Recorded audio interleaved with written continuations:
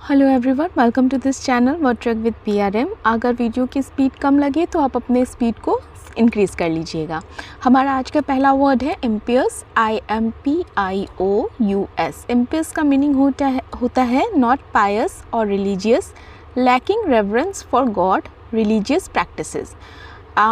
वैसा व्यक्ति जो धार्मिक ना हो, पवित्र या धार्मिक नहीं, ईश्वर, धार्मिक प्रथाओं आदि के प्रति श्रद्धा की कमी हो जिसमें, तो वैसे व्यक्ति को हम इम्पियस कहते हैं। इम्पियस एक एडजेक्टिव वर्ड है।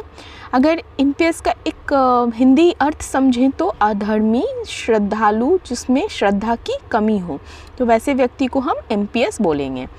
ठीक है। हमारा अगला वर्ड है ग्लूमी। Gloomy GLOOMY। ग्लूमी का मीनिंग होता है dark in way that makes you feel sad without much hope. ऐसा गहरा कि उदास कर दे, ज़्यादा आशा या उम्मीद नहीं है। हम कभी कभी किसी से बात करते समय कह देते हैं ना, या कोई भी ऐसा व्यक्ति जो बहुत परेशानी से घिरा होता है, तो अभी बहुत अंधकार है, अभी बहुत अंधेरा चल रहा है ज़िंदगी में, उदासी है, बहुत परेशानी है, तो उस संदर्भ में हम ग्लूमी वर्ड का यूज़ करते हैं। हमारा अगला वर्ड है मैलिस। Malice MALICE। मैलिस का मीनिंग है desire to cause pain, injury और डिस्ट्रेस टू अनदर। दूसरे को दर्द, चोट या कष्ट पहुंचाने की इच्छा जिसमें होती है, तो इसको हम कहते हैं मैलिस। मैलिस एक्टिविटी भी होता है। मैलिस मतलब दुर्भावना, किसी को कष्ट पहुंचाना, किसी के साथ बुरा करने की भावना, अपने बारे में सोचना, दूसरों का हित नहीं सोचना, तो वैसे एक्टिविटी को हम क्या कहेंगे? मैलिस। मैलिस एक नेगेटिव वर्ड काउंट होता है। हमारा अगला वर्ड है ल्यूसिड। LUCID। ल्यूसिड। ल्यूसिड का अर्थ होता है समथिंग सेड और written that is clear and easy to understand. ऐसा कुछ भी जो कहा गया हो या लिखा गया हो तो दूसरे इंसान को समझने में उस चीज़ को आसानी हो, वो लिखावट या वो शब्द या वो कथन समझने में आसानी हो, जो स्पष्ट हो और समझना आसान हो, तो ऐसी चीज़ों को हम क्या कहते हैं? ल्यूसिड कहते हैं ना। ल्यूसिड राइटिंग है उसकी, स्पष्ट लिखता है, स्पष्ट अर्थ में लिखता है, या स्पष्ट अर्थ का कुछ भी, तो उसे हम कहेंगे ल्यूसिड। ठीक है। हमारा अगला वर्ड है आर्बिट्ररी। Arbitrary ARBITRARY। आर्बिट्ररी का मीनिंग है not seeming to be based on any reason और plan and sometimes seeming unfair. किसी कारण या योजना पर आधारित नहीं होता है और कभी कभी अनुचित भी प्रतीत होता है। मतलब कोई भी ऐसी एक्टिविटी जो मनमाना हो, बिना प्लान के, बिना किसी पर्पस के किया गया हो और जो अनफेयर भी हो, तो ऐसे एक्टिविटी को हम क्या कहेंगे?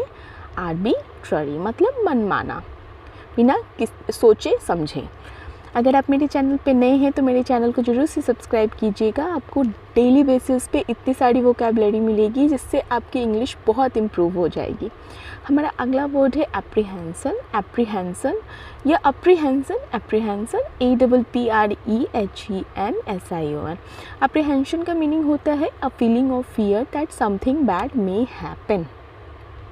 कुछ भी ऐसी डर की भावना, किसी तरह की डर की भावना कि आगे के टाइम में या आगे कुछ बुरा हो सकता है, बुरा होने की आशंका है, तो उसे हम क्या कहेंगे? एप्रीहेंसन, आशंका। ठीक है, आशंका। और जो अच्छा होता है ना, नेगेटिव के लिए आशंका और बुरे पॉजिटिव के लिए होप, उम्मीद। हमारा अगला वर्ड है अबंडेंट। Abundant ABUNDANT। अबंडेंट का मीनिंग है present in great quantity, more than adequate, over sufficient. बहुत ज़्यादा, बहुत मात्रा में मौजूद, पर्याप्त से अधिक या अति पर्याप्त, प्रचुर मात्रा में, जितना ज़रूरत है, जितने की ज़रूरत है ना, उससे ज़्यादा, मतलब आपको उस चीज़ के लिए सोचना ना पड़े, तो उसको हम क्या कहते हैं? Abundant. It is used for a quantity. ठीक है। अबंडेंट मतलब प्रचुर मात्रा में उपलब्ध है। ओके, तो हम प्रचुर को अबंडेंट कहेंगे। हमारा अगला वर्ड है कडल। CUDDLE। कडल। कडल का मीनिंग होता है to hold someone, something closely in your arms.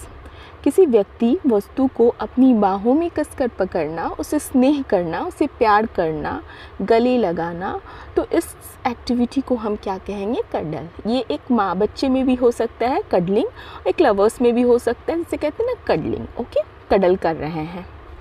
तो कडल गले लगाना या स्नेह भरा प्यार करना। हमारा अगला शब्द है, अगला वर्ड है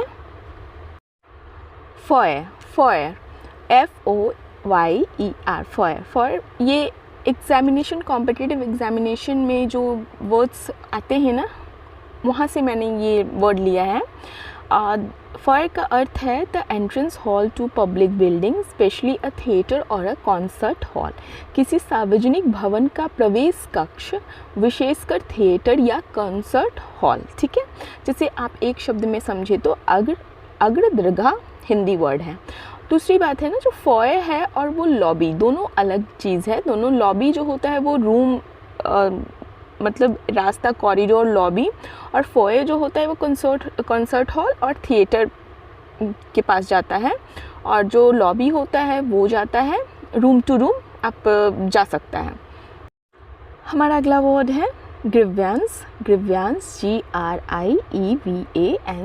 ग्रीवेंस का मीनिंग है something that you think is unfair and that you want to complain और प्रोटेस्ट अबाउट।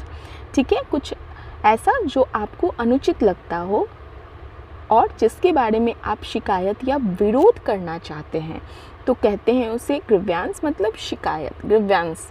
ओके, शिकायत करना। हमारा अगला वर्ड है फ्लेबरगास्ट। फ्लेबरगास्ट, FLABBERGAST। फ्लेबरगास्ट का मीनिंग है फीलिंग और शोइंग इंटेंस शॉक, सरप्राइज और वंडर। ये नेगेटिव भी हो सकता है, पॉजिटिव। शॉक मतलब क्या होता है? मतलब बहुत ज़्यादा सदमा लग जाना, कहते हैं ना, किसी कुछ ऐसा अनहोनी हो गया और आपको सदमा लग गया, या आश्चर्य महसूस करना, अचंभित होना, भौचक्का करना, तो भौचक्का होना। तो ये सारे वर्ड के लिए हम फ्लेबरगास्ट यूज़ कर सकते हैं। तीव्र सदमा, आश्चर्य या आश्चर्य महसूस करना। Defamatory, DEFAMATORY। डिफेमेटरी का मीनिंग है स्पीच और writing intended to harm somebody by saying or writing bad or false things about him or her। भाषण या लेखन के बारे में उपयोग किया जाता है इस वर्ड को, जिसका उद्देश्य है किसी के बारे में बुरी, खराब या झूठी बातें कहकर या लिखकर उसे नुकसान पहुंचाना, उसके नेम और फेम को नुकसान पहुंचाना, तो उसे हम क्या कहेंगे? डिफेमेटरी। हमारा अगला वर्ड है रेकलेस।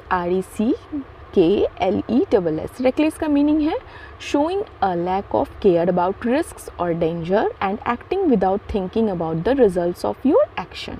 जोखिम या खतरे के बारे में देखभाल की कमी दिखाना, देखभाल मतलब केयर की कमी दिखाना, और अपने कार्यों के परिणामों के बारे में सोचे बिना कार्य करना, जिसको आप एक शब्द में समझे तो लापरवाह व्यक्ति। He is a reckless person. ठीक है, he is a reckless person, बहुत लापरवाह व्यक्ति है।